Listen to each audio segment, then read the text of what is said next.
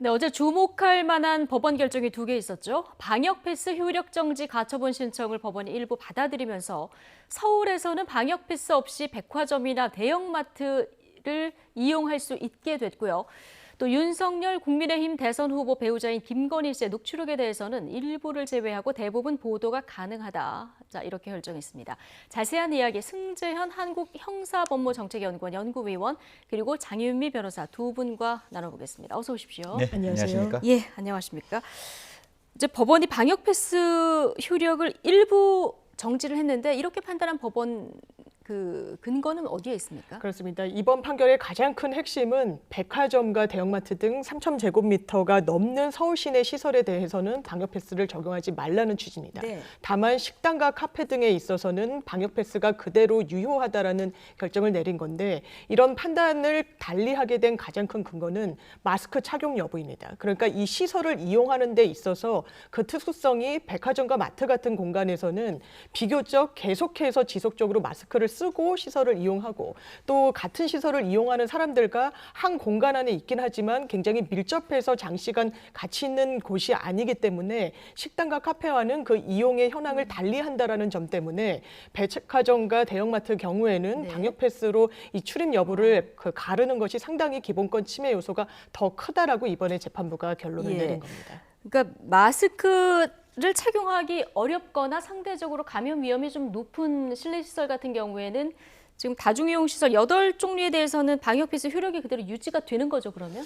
사실 이제 이 부분에 대해서도 예. 이제 국민 여러분께서는 갑론을박이 나올 수 있는 네. 부분이에요. 이제 마스크를 착용하는 기준으로 따지면 과연 도서관 안에서 마스크를 벗을 일이 얼마만큼 있지? PC방에서는 얼마만큼 있을까? 네. 그다음에 이제 저희들이 보고 있는 뭐 공연장, 그다음에 영화관, 사실 안에 이렇게 영화관 가보시면 아시겠지만 음료수 못 들고 들어가게 하잖아요. 네. 마스크 그냥 탁 차고 영화만 딱 보고 이제 나오게끔 하는데 과연 그런 부분까지 지금 이제 방역 패스가 이제 적용된다라고 이야기를 하고 있습니다. 사실 이런 결정을 낼 때 법원이 생각하는 건 한 4가지 정도가 될 거예요. 목적의 정당성이 있느냐, 방법이 적정하냐, 그다음에 피해 최소성을 갖추었느냐, 법익의 균형성을 갖추었느냐, 이 4가지를 판단하는데 뭐 나중에 저희들이 또 이야기하겠지만 사람이 불완전하다 보니까 판단 자체도 이렇게 상호간에 달리 나올 수도 있는 부분인데요. 제가 봤을 때는 그 대형 마트 그다음에 그 뭐 이런 곳은 국민들이 생필품을 갈 수밖에 없는 곳인 거잖아요. 영화관은 사실 조금만 뒤로 미룰 수 있는 부분이니까 그래서 지금 행정법원 4부가 판단하는 가장 중요한 것은 국민이 오늘 저녁에 먹거리를 해결할 수 있는 장소에 백신 패스 없다는 이유만으로 들어가지 못하게 하는 것은 과도한 기본권 침해다. 그래서 아마 최소 침해의 원칙 때문에 그곳은 백신 패스가 적용되지 않도록 했는 게 아닌가라는 생각을 하게 됩니다. 예, 생활에 꼭 필요한 시설 이게 기준이 됐을 것이다. 자, 학부모들의 관심사였죠. 네. 청소년 방역 패스. 당초 원래 3월부터 이제 적용될 예정이었는데 지금 집행정지 신청이 받아들여졌어요. 그러면 그렇습니다. 12세에서 18세 청소년은 앞으로 방역 패스 없이 모든 시설 이용이 가능한 그렇습니다. 겁니까? 예, 성인 같은 경우에는 아까 말씀드린 대로 식당, 카페 그리고 뭐 PC방이나 영화관을 이용할 때는 방역 패스를 참조하고 들어가야 되는데 청소년은 예외입니다. 이렇게 또 결론을 내린 법원의 판단 근거가 있는데요. 그 이유는 청소년 같은 경우에는 코로나19에 감염이 되더라도 증증화율로 이렇게 옮겨갈 가능성이 극히 낮고 사망률도 매우 낮다라는 점을 좀 지적을 한 부분이 있습니다. 또 하나는 또 청소년 같은 경우에는 이제 미성년자다 보니까 백신을 접종을 했을 때 그 건강상의 이상 반응이 굉장히 장기간 동안 어떻게 진행될지 좀 성인에 비해서는 알 수 없다라는 점. 그리고 미성년자라는 특수성 때문에 본인이 백신을 맞을지 여부를 자체적으로 결론을 내린다기보단 부모의 어떤 강요 등등도 작용할 수가 있다. 그러니까 신체와 관련해서 자기결정권을 행사하는 게 성인과 다르기 때문에 일방적으로 백신을 사실상 강제하는 백신 패스에 있어서 이 방역 패스에 있어서 뭔가 열외로 둬야 되는 필요가 더 높은 거 아니냐라는 게 이번이 법원이 이 청소년에 대해서는 좀 열애를 인정한 하나의 근거로 작용을 했습니다. 자, 그런데 청소년 방역 패스도 지금 서울에서만 중단이 됐고요. 그리고 앞서 이제 살펴본 마트나 백화점 이용, 이 방역 패스 중단도 지금 서울에서만 적용이 되는 거거든요. 왜 이렇게 된 겁니까? 이게 좀 시청자 여러분들 약간 어려운 설명이 될 수밖에 없는데 네. 각 지자체마다 고시가 달라요. 혹시 네. 옛날에 저희들이 방역 단계를 만들 때 서울에서 몇 단계를 적용하고 지방에서는 다른 단계를 적용하고 이런 게 지자체별로 이제 지자체별로 다- 예. 다 달랐잖아요. 그게 지자체별로 만들어 놓은 고시에 따라서 그렇게 규율을 만들었는 거거든요. 예. 그러다 보니까 지금도 서울시에 있는 그 고시에 대해서 취소해 주세요. 이 고시 잘못된 거예요. 집행 정지해 주세요. 라고 이야기하다 보니까 그 고시만 딱 정지되는 것이지 뭐 대전이나 부산이나 대구나 광주에 사는 고시는 그대로 유효할 수밖에 없는 상황이다 보니까 서울에서는 청소년들한테 이렇게 백신 패스가 적용되지 않는다고 했는데 당장 그러면 대전에 있는 청소년들은 대한민국 국민이 아닌가? 그럼 부산에 있는 청소년들은 어떻게 하지? 이런 생각이 들 수밖에 그거 없는 어떻게 부분. 합니까? 네, 이 부분이니까 예. 사실 요 다음 단계가 중요한 건데 네. 보건복지부 장관이 한 그 어떤 행위에 대해서 그게 행정처분인데 그 처분에 대해서 집행정지가 됐다면 보건복지부 장관의 처분이니까 전국적으로 동시에 적용할 수 있는데 이 부분도 보는 판사님들마다 조금 시각이 다른 듯해요. 그래서 저는 그렇게 생각합니다. 수익적 행정처분과 침해적 행정처분이 있는데 네. 분명히 학생들에게 갈 수 있다라고 서울에서 이야기를 했다면 그게 국민의 기본권이잖아요. 국민은 네. 신체의 자유가 있고 그걸 행사할 수 있는 천부적인 인권이 있다면 다른 지역에서도 당연히 이 백신 패스가 적용되지 않는다는 것을 다른 지자체에서도 같이 적용하는 게 저는 맞다라고 봅니다. 죄 있는 사람, 죄 없는 사람, 어떤 한쪽의 재판부에서는 유죄 판결하고 어떤 재판부에서는 똑같은 사람에게 무죄 판결을 했을 때 그러면 그 사람을 형기를 살도록 교도소에 보내는 게 맞느냐 아니면 무죄 판결을 했는 그 판결을 존중해서 그 사람을 풀어주는 게 맞느냐라고 네. 생각하면 풀어주는 게 맞잖아요. 예. 우리가 가지고 있는 건전한 기본적인 인권에 대해서 국가가 제한했는데 법원이 그걸 풀어줬다면 다른 지자체에서도 그 수익적 행정처분에 따라서 당연히 기본권을 향유할 수 있는 그런 어떤 판결의 존중이 필요하지 않을까 그렇게 생각합니다. 예. 자, 지금 말씀하셨으니까 네. 연장선상에서 여쭤보면 같은 사안에 대해서 좀 정반대 그렇습니다. 판결이 내려진 경우가 있다는 거 아니겠습니까?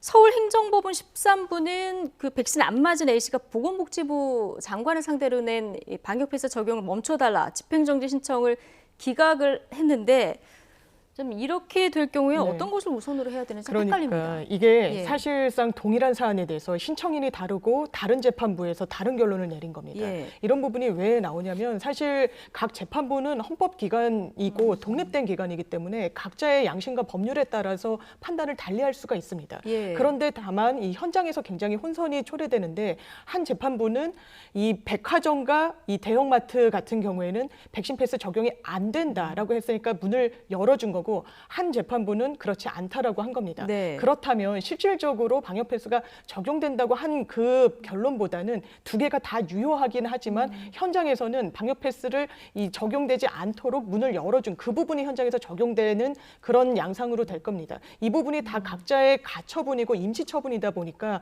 확정되기 이전의 단계라서 이런 현장에 혼란이 있고 또 말씀 주신 것처럼 이게 각각의 고시를 대상으로 이런 행정소송을 제기를 하는 것이다 보니까 서울시의 지침에 한정해서 이 부분이 다툼의 대상이 됐던 것이고 그래서 원칙적으로는 이를테면 대전, 부산, 서울을 제외한 다른 지역에서는 백신 패스의 효력이 정부의 어떤 지침대로 그대로 유효하게 된 그런 상황이 된 것입니다. 방역 현장에서 좀 약간 혼란도 예상이 되는 상황인데요. 이게 지금 가처분 신청 결과잖아요. 본안 소송 결과도 이제 기다려야 되는데 이 가처분 결정의 효력은 언제까지 유지가 되는 겁니까? 뭐 본안이 이제 결정이 나기 전까지는 유지되는데 네. 제가 그냥 일천한 법적 지식을 가지고 있는 그냥 패널로서 좀 말씀을 드리면 사실 이거는 법원의 판결 이전의 문제고 국민의 보건권의 문제고 국민의 생명과 안전에 관련된 문제이거든요. 예. 이런 영역까지 법원의 판결에 따라서 국민의 신체의 자유와 그다음에 보건권과 교육권이 제한되고 풀리는 건 저는 굉장히 잘못되었다라고 생각합니다. 이거는 국가적 차원에서 국민을 설득하고 국민에게 이해를 구하고 그 국민들이 자발적으로 협조하는 것이 훨씬 더 중요하지 우리가 가고 싶은 장소에 내가 가지 못한다는 것을 법적으로 막고 그걸 다시 갈 수 있도록 다시 재판을 통해서 가처분을 한다는 것은 제가 봤을 때 이게 본안 판단이 어떻게 나오는 저한테 질문이 굉장히 많이 들어오는데 네. 본안 판단 전에 국민들과 같이 한번 설득하는 게 민주주의라는 게 제가 생각하는 거는 절대로 신속하고 과격하고 급진적으로 결론을 내린 게 아니라 이해하고 소통하고 같이 더불어 함께 공감대를 형성했을 때 그게 민주주의의 큰 힘이라고 생각하거든요. 네. 지금이라도 남아있는 여러 가지 어떤 과정 속에서 청소년을 어떻게 보호하고 우리 사회를 어떻게 안전하게 만들어 갈 건지에 대해서 좀 국가가 하나의 어떤 공론을 만들고 힘을 하나 같은 그 공감대를 만들어서 본안의 재판이 아니라 국민들의 스스로의 자발적인 참여를 통해서 이런 문제가 해결되기를 그냥 시민의 한 사람으로 희망하고 예. 있습니다.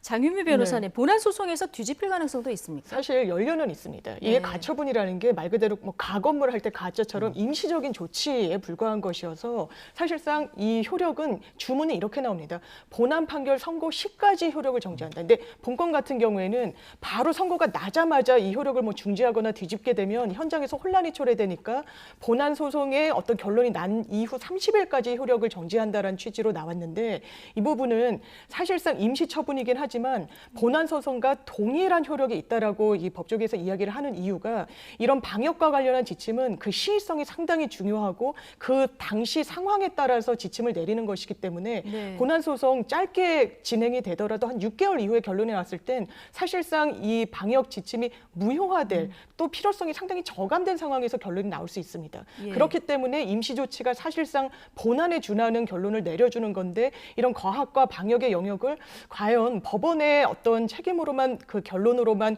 맡기는 것이 맞느냐라는 또 일각의 우려의 목소리도 나오는 게 사실인 것 같습니다. 예.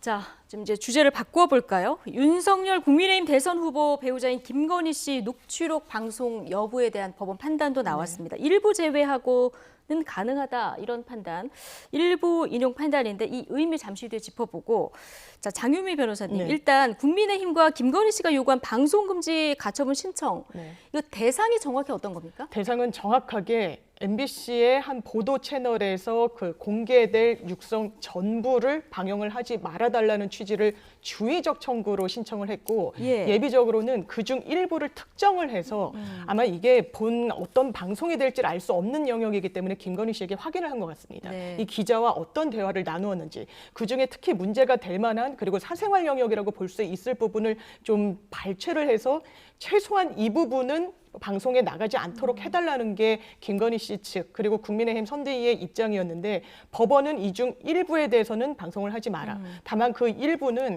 공적인 영역이 아닌 부분, 어떤 사생활적인 부분 그리고 본인이 수사를 받는 대상자로서 좀 부적절하게 오해를 야기할 수 있는 그런 부분에 대해서는 방송을 하지 말고 그것을 제외한 나머지에 대해서는 방송이 가능하다라는 판결을 내린 게 이번에 법원 입장입니다. 예, 그러니까 이 지금 녹취가 김건희 씨와 서울의 소리라는 곳과의 통화였고 이게 이제 MBC 측에 건네져서 방송은 MBC가 하는 이런 상황이 된 건데 어쨌든 일부 인용. 그러니까 법원이 하지 말아라 하는 거 이외에는 방송을 하게 되는데 하지 말라고 한 부분들은 어떤 부분입니까? 사실 이게 뭐 원래 판결이라서 저희들이 좀 판결을 들여다보고 싶은데 네. 이게 워낙 정치적 관계가 되다 보니까 국민의힘 쪽에서도 이 가처분 판결이 무차별적으로 사람들에게 뿌려지는 데 대해서 굉장히 불쾌감을 나타내고 네. 또 법적 조치를 취하겠다라고 나오고 있어서 사실 지금 이야기를 하는 게 언론에 나와 있는 이야기를 제가 조금 종합적으로 할 네. 수밖에 없다는 부분 좀 말씀을 드리겠습니다.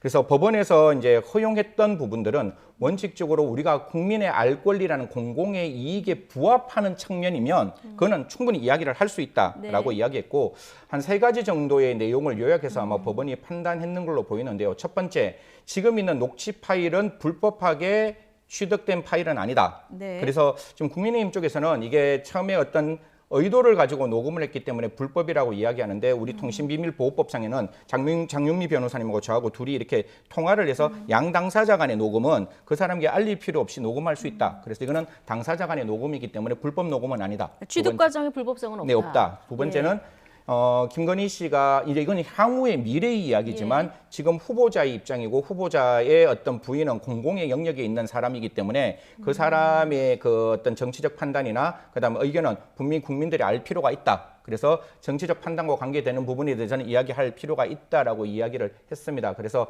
원칙적으로 정치적 관련된 부분에 대해서는 이야기를 할 수 있지만 그 이외에 개인적인 어떤 내밀한 영역이라든가 지금 김건희 씨가 수사를 받고 있는 부분이 있는데요. 네. 그 수사와 받고 있는 부분은 나중에 우리 법원이나 수사에서 진술 거부권이라는 걸 명확하게 규정하고 있는데 이 진술 거부권이라는 게 뭐 형해화될 수 있다, 즉 무력화될 수 있기 때문에 그 부분에 대해서는 방송을 하지 마라라고 예. 이야기해서 그 어떤 굉장히 내밀한 사생활의 영역, 그다음에 수사와 관계된 영역 이외에 공공에서 우리가 알 권리를 충족하는 부분은 이야기할 수 있다. 이렇게 해서 아마 오늘 오후에 MBC 측에서 한번 방송하는 내용을 보시면 구체적인 내용이 어떤 것인지는 방송 내일 내일 할 수 있을 때. 수사 상황 관련 내용, 언론사 비방 내용, 그리고 아주 사적인 대화 내용 요거는 방송하지 말고 나머지는 방송할 수 있다. 이런 결정입니다. 국민의 알 권리와 사생활 보호 차원에서 이제 법원이 이렇게 일부 인용 결정을 내린 건데 김건희 씨와 인터넷 언론사 서울의 소리와의 전화 통화에 대해서 김건희 씨는 사적 대화였다. 자, 이런 입장이고요. 서울의 소리 측에서는 기자임을 분명히 밝혔다 이렇게 주장하고 있습니다. 듣고 오시겠습니다. 김건희 씨가 기겁으로 끊어버릴 줄 알았는데 저희는 김건희 씨한테 기자 입장 밝히고 그것도 서울의 소리 기자라는 신분을 확실히 밝히고 대화를 시작했고 예. 김건희 씨는 서울의 소리의 정보를 알고 싶었고 이명수 기자는 김건희 씨를 취재하고 싶었고 이게 맞아떨어졌기 때문에 시온 세 차례 그 직접 통화가 있었고 예. 서로 정보를 주고받았다. 네. 자, 김건희 씨 측에서는 이게 취재라기보다는 사적 대화였고 또 이제 몰래 녹취는 불법이다 이런 입장 아니었습니까? 근데 맞습니다. 법원 판단은 좀 달랐던 것 같아요. 그렇습니다. 사실 이게 나는 취재인지 몰랐다, 뭐 기자인 것도 제대로 몰랐다고 하는데 일단 그 취재를 한 측 입장은 완전히 다르고요. 이게 법률상 그렇다면 불법성이 있는지 여부와 관련해서 통신비밀보호법상 처벌받는 불법성이 인정되기 위해서는 제3자의 대화를 녹취한 경우에 처벌을 받습니다. 그러니까 본인이 이 대화의 일방 당사자인데 그것을 설사 몰래 녹음을 하였다고 하더라도 이 부분이 뭐 민사적으로 음성권 침해 영역이 될 수는 있을지언정 어떤 형사적으로 통신비밀보호법상 처벌되는 그런 행위로 규정되지 않습니다. 국민의힘 측에선 계속해서 이게 불법이라고 이야기했지만 그 부분을 법원이 손을 들어주지 않은 데는 바로 이런 이유가 있는 것이고 또 지속적으로 이야기했던 악의적인 편집이 있을 것이다. 이게 7시간 분량인데 매우 협소한 부분만 방송에 나가게 되면 굉장히 어떤 왜곡이 우려된다라는 부분도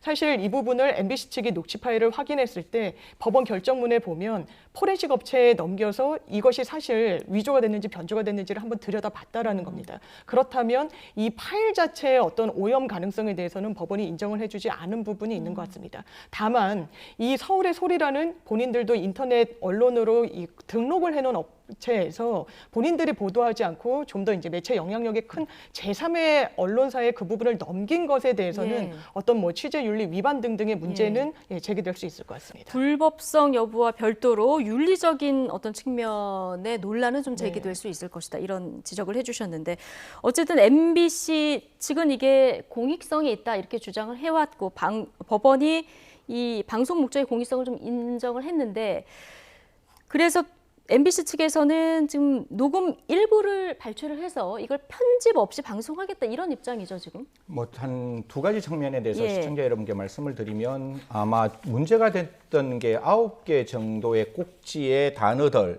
이제 법원에서 이제 쟁점이 되었다라고 이제 언론에서 나오고 있는데 MBC 측에서 한 6개 정도는 스스로 내부적인 검열을 통해서 이거는 사적인 대화이기 때문에 우리가 방송하지 않겠다.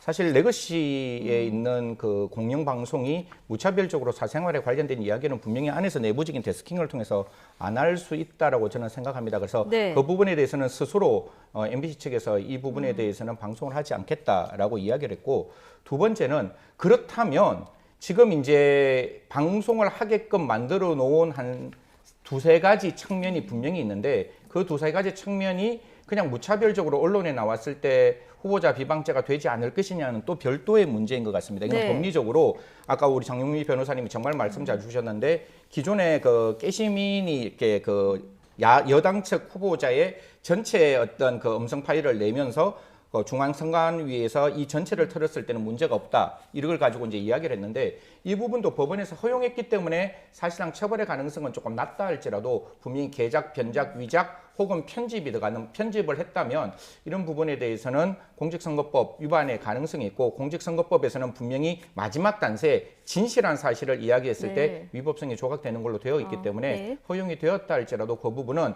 그것이 어떠한 방송사가 됐건 어떠한 패널이 됐건 저부터 좋다도 굉장히 좀 신중하게 이야기를 해야 되지 않을까 그렇게 생각을 합니다. 장윤미 변호사님, 그리고 소송 비용 비용을 김건희 씨가 8, MBC가 네. 2 이렇게 부담을 하게 된다고 하는데 이건 어떻게 해석을 하는 거예요? 사실 이게 민사 영역이기 때문에 이 소송 비용의 부담이 문제가 되고 소송 비용은 근본적으로 패소자가 전부 부담하는 게 원칙입니다. 이번 그 결정문을 보면은 5분의 4, 그러니까 80%는 김건희 씨 측이, 나머지는 MBC 측이 부담하게 됐다는 게 뭐 기계적으로 80%를 이기고 지고 이렇게 판단할 수는 없지만 대략적이나마 거의 대부분 법원이 봤을 때 이 원고의 신청인의 손을 들어주지 않았다라고 볼 수 있는 또 하나의 잣대임은 좀 분명해 보이는 부분이 있고, 이게 나중에 뭐 후보자 비방죄 등등에 해당할 여지가 있지만 기본적으로 이게 육성을 담아낸 인터뷰 기사이기 때문에 보통 형사적으로 문제가 되는 기사들은 취재 기자가 취재를 해서 그 결과물을 어떤 팩트에 기반해서 네. 냈을 때 문제가 되는데, 인터뷰 기사는 뭐 언론중재위나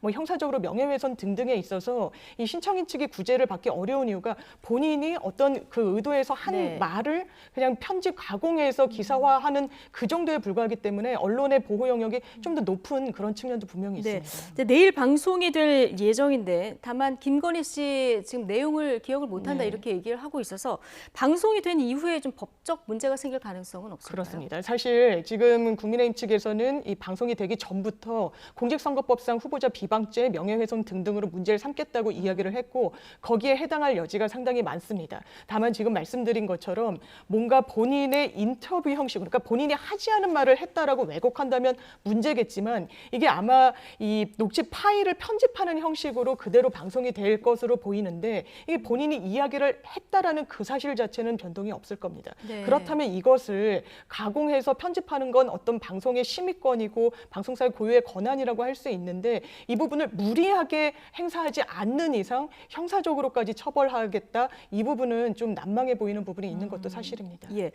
승재현 변호사님, 그리고 또 하나 김건희 씨 녹취 방송 가처분 결정문이 있는데 이게 MBC가 외부에 유출했다 이렇게 주장하면서 국민의힘이 지금 형사고발, 민사적 조치 취하겠다 이렇게 밝힌 입장이거든요. 어떻게 된 겁니까? 사실 저도 이제 이 판결문이 되게 궁금했어요. 예. 왜냐하면 판결문을 알아야 이야기를 할 수 있고 예. 그 판결문에 보면 별지 2번, 별지 3번이라고 나와요. 근데 이거 법원이 비공개로 했던 부분이잖아요. 그렇게 해서 지금 그게 이제 나와 있으니까 사실 이 별지가 나오면 우리가 이 내용이 뭔지를 다 아는 거예요. 예. 분명히 법원에서는 이 내용 하지 마세요. 절대로 말하시면 안 됩니다. 라고 해서 별지가 나오면 그 내용 하지 말라는 내용들이 그대로 네. 다 드러나는 거기 때문에 이런 부분에 있어서는 아마 국민의힘 쪽에서는 당연히 반발을 할 수밖에 없는, 사실상 법원에서 이 이야기는 해서는 안 된다라고 이야기했는 게 별지가 딱 나오면 어떤 이야기 했는지가 지금 나올 수 있으니까요. 그 부분에 대해서는 아마 국민의힘 입장에서는 당연히 반발을 할 수 있고, 저는 이게 뭐 54회, 53회, 7시간 한 4, 50분 정도 되는 분량이기 때문에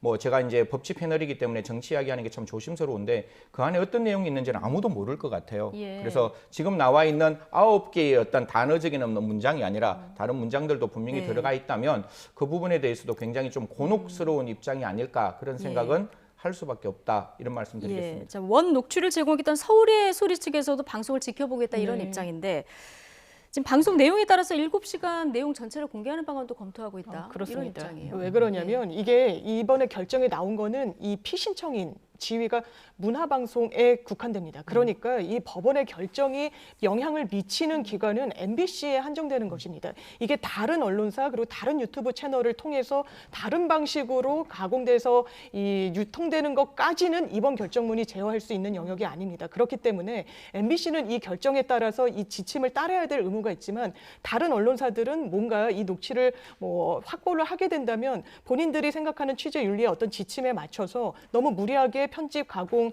인위적인 그 편집을 하지 않는 이상 또 취재를 해서 또 그 언론사에 알릴 수 있는 그런 길은 또 열려 있는 그런 부분이 분명히 있습니다. 한 가지만 말씀드리면 사실 지금 여당 후보 측에서 이야기했던 그 음성 파일이 있잖아요. 그 파일이 정말 공공이익에서 국민의 알 권리와 관계가 있을까라는 생각은 여러 가지 생각들이 다를 거예요. 그런데 분명히 중선위에서는 중앙선거관리위원회에서는 전체 내용을 그대로 터는 것은 문제가 없다라고 그러니까 이야기했으니까. 지난번에 선관위에 이재명 후보의 이른바 형수욕설 파일 예, 예. 이거를 편집해서 틀면 안 된다 이렇게 판단한 부분. 네네. 이게 그러니까 이제 법원 이번 판단으로 좀 상충된다. 그러니까 그것도 제가 봤을 때는 정말 공공이익에 정말 이 후보자의 어떤 정치적 판단이, 물론 후보자 당사자이기 때문에 예. 우리가 뭐 인격을 판단한다라고 할 수 있지만 지금 같은 경우에도 지금 법원에서는 사적 내부에 있는 이런 이야기를 하지 말자라고 이야기를 하고 있지만 사실상 전체 원본을 털었을 때 과연 이게 후보자 비방죄가 또 될 것인지는 별반 문제라서 지금은 우리가 나와 있는 아까 변호사님 말씀대로 MBC에 국한된 문제이지만 앞으로 이 문제는 끊임없이 아마 선거의 쟁점으로서 등장하지 않을까 그런 생각은 합니다. 예. 뭐 이번 사건뿐 아니라 그동안 뭐 정치인 유명인들 네. 둘러싸고 뭐 방송 금지 가처분 사건 뭐 여러 건 있지 않았습니까? 네. 방송을 허용한 적도 있고 안 된다고 한 적도 있는데 공통적으로 좀 금지된 경우에는 어떤 경우들이 있었습니까? 예, 사실상 금지되는 경우가 좀 예외적이긴 합니다. 예. 헌법상 언론의 자유는 굉장히 좀 가치가 높게 평가를 받는 그런 자유이기 때문에 이게 공적인 인물 그리고 공적인 사안에 대한 거라면 웬만하면 그 방영이 허가가 나도록 돼 있는데 허가가 나지 않은 경우를 오히려 본다면 이를테면 그 듀스 과거에 그 김성재 씨와 관련한 네. 어떤 그 형사 이슈와 관련해서 가해자로 지목됐던 분이 최종적으로는 무죄 판결을 받았습니다. 이제 그럼에도 불구하고 사후적으로 뭔가 의혹이 있는 것처럼 방영을 하려고 했던 그 모 보도 채널 같은 경우에는 그 부분과 보도 그 프로그램과 같은 경우에는 법원이 제동을 걸었습니다. 예. 이미 법원에서 마침표를 찍은 사안에 대해서 다른 문제 제기를 하는 부분과 관련해서는 이게 언론의 자유의 어떤 보호 범위를 넘는다라고 본 것이고 그렇지 않은 경우 뭐 이를테면 최근 이재명 후보가 본인의 치적이라고 주장하고 있는 그슨 뭐 그 정비 사업 하천 네. 정비 사업과 관련해서는 남양주시에서 이게 우리가 원조다 우리가 먼저 했던 건데 본인의 치적처럼 이야기하는 것은 상당히 부적절하다는 취지로 한 오락 프로그램의 방영 금지 가처분을 신청했지만 손을 들어주지 않았습니다. 네, 그래서 보통- 방송이 됐죠. 예, 그래서 예. 방송이 됐고 후자의 영역처럼 이 방송의 자유권 영역이 훨씬 많이 또 보장되는 게 이 가처분의 또 결론이기도 합니다. 알겠습니다. 자, 내일 방송이 될 예정이라서요. 그 방송된 이후에 정치적 파장도 지켜봐야 될 것 같습니다. 지금까지 어제 내려졌던 두 가지 주목됐던 법원 결정에 대한 이야기 해봤습니다. 승재현 한국형사법무정책연구원 연구위원 그리고 장윤미 변호사 두 분과 함께했습니다. 고맙습니다. 네, 감사합니다.